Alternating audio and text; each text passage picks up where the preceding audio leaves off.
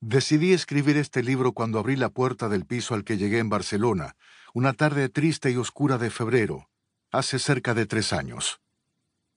El silencio me golpeó la cara, y el vacío, lo confieso, hizo vacilar mis convicciones.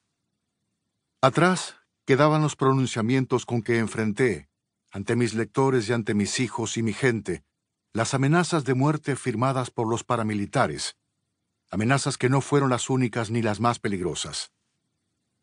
El paramilitarismo es una vieja estrategia de un sector poderoso del establecimiento que ha contribuido a impedir que prospere una salida civil del conflicto armado. En Colombia, casi todo campesino puede decir que su padre, o su tío, o su abuelo, fue asesinado por la fuerza pública, por los paramilitares o por las guerrillas.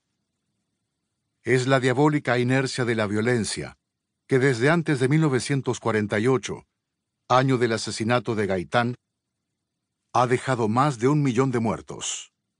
Sin embargo, mi exilio se remonta al tiempo en que arrumé los libros, dejé de escribir informes técnicos y abolí la pretensión de entender nuestra realidad desde un escritorio.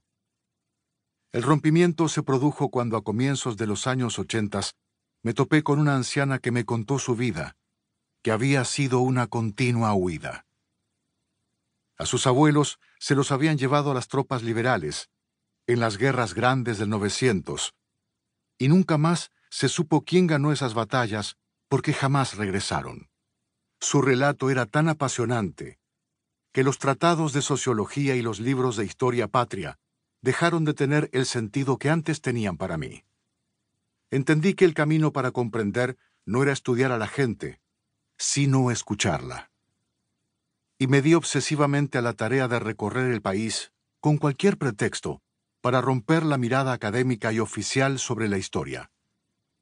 La gente me contó 1000 cuentos. En todos había y hay un elemento común: el desalojo por razones políticas, pero con fines económicos.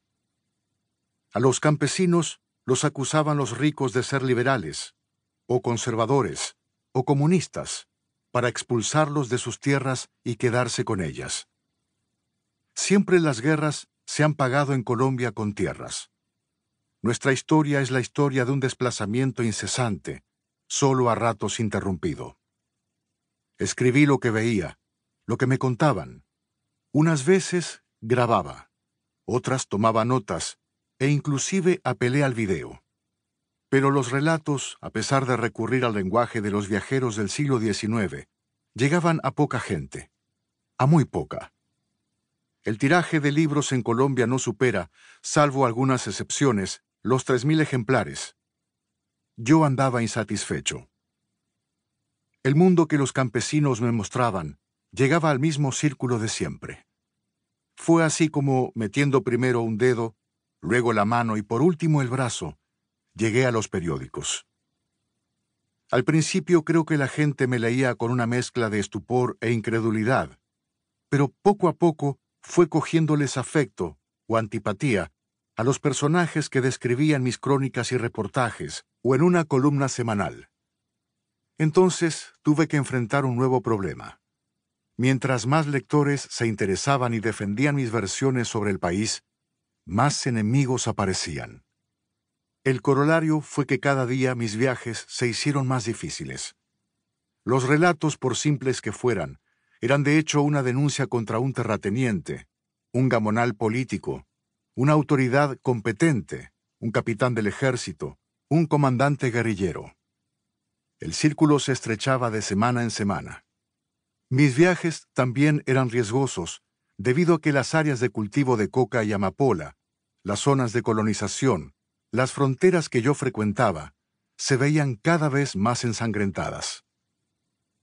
El enfrentamiento de un orden formal impecablemente jurídico, con un país real que no cree sino en sí mismo, se da allí con toda su violencia. No eran solo los colonos los que encontraban en la sustitución de cultivos tradicionales por cultivos ilegales un modo de vida. La guerrilla encontró en los empresarios del narcotráfico una fuente amplia de extorsión, y las autoridades militares y de policía se lucraban a manos llenas con la represión del fenómeno.